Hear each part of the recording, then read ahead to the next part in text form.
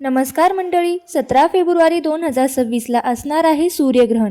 हे सूर्यग्रहण आपल्या भारतात दिसणार आहे की नाही, आपण सूर्यग्रहणाचे वेदाधी नियम पाळायचे की नाही पाळायचे, आणि सूर्यग्रहण किती वाजता होणार आहे आणि किती वाजता संपणार आहे, त्याचबरोबर सूर्यग्रहण हे नक्की कोणत्या प्रकारचं असणार आहे याची संपूर्ण माहिती आपल्याला आजच्या व्हिडिओमध्ये जाणून घ्यायची आहे। त्यामुळे व्हिडिओ स्किप न करता शेवटपर्यंत ऐका। फेब्रुवारी महिन्यात 2026ला सूर्यग्रहण लागणार आहे। सूर्यग्रहण हे अमावस्येला होते। अमावस्येचा क्षण म्हणजे सूर्य किमान 2 अमावस्येच्या दिवशी हे सूर्यग्रहण लागत असते। तर वर्षात 2 सूर्यग्रहण होतात। एखाद्या वर्षी सूर्यग्रहणाची संख्या कमाल 4 किंवा 5 असू शकते। सूर्यग्रहणात खंडग्रास सूर्यग्रहण किंवा खग्रास सूर्यग्रहण, कंकणाकृती सूर्यग्रहण असे 4 प्रकारचे सूर्यग्रहण असतात। फेब्रुवारी महिन्यात लागणारे सूर्यग्रहण हे कंकणाकृती प्रकारात असते। 17 फेब्रुवारीला हे सूर्यग्रहण असणार आहे। हे ग्रहण 3:26 सुरू होईल आणि संध्याकाळी 7:57 असेल।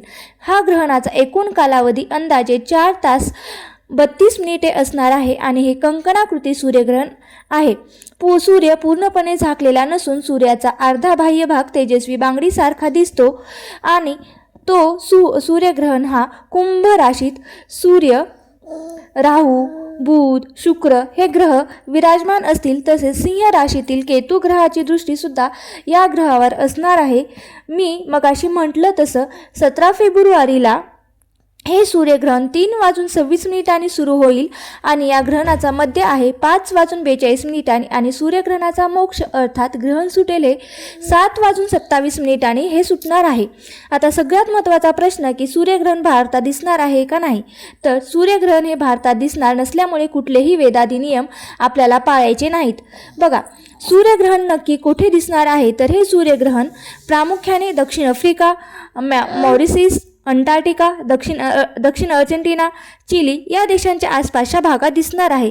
ज्योतिषशास्त्रीय मान्यतेनुसार सूर्यग्रहण ज्या भागात प्रत्यक्ष दिसते तिथेच सर्वात जास्त प्रभाव असतो। हे सूर्यग्रहण भारतात दिसणार नाही याची नोंद घ्यावी। सूर्यग्रहणाविषयी आणखी जर काही सांगायचं झालं तर सूर्य, चंद्र, पृथ्वी हे एकच प्रतलात एकाच रेषेत असताना चंद्र पृथ्वीपासून दूर अंतरावर असेल तर त्या चंद्राचा आकार सूर्यापेक्षा कमी राहतो। अशा वेळी सूर्याच्या समोर येऊनही तो सूर्याला पूर्णपणे झाकू शकत नाही। अशा वेळी चंद्र सूर्यासमोर आणलेला असताना सूर्याचा काही भाग चंद्राच्या सर्व बाजूने झळकतो, तेजस्वी दिसतो। बांगडीसारखा दिसणाऱ्या या घटनेला आपण कंकणाकृती सूर्यग्रहण असे म्हणतो। प्रत्येक ग्रहणात विरळ सावली पृथ्वीवर पडू शकते, पण चंद्राच्या बदलत्या अंतरामुळे गडद सावली पृथ्वीच्या पृष्ठभागापर्यंत पोहोचते असं नाही। असं घडल्यास खंडग्रास आणि कंकणाकृती सूर्यग्रहण होतं। भारतीय संस्कृती आणि परंपरा यामध्ये सूर्यग्रहणाला अनन्यसाधारण महत्त्व आहे। अशाच प्रकारच्या माहितीपूर्ण व्हिडिओ पाहण्यासाठी तुम्ही माझ्या यूट्यूब चॅनलला नक्की सबस्क्राईब करा। आणि हा व्हिडिओ जर आवडला असेल आणि तुम्हाला ही माहिती कशी वाटली नक्की मला कमेंट बॉक्समध्ये सांगा।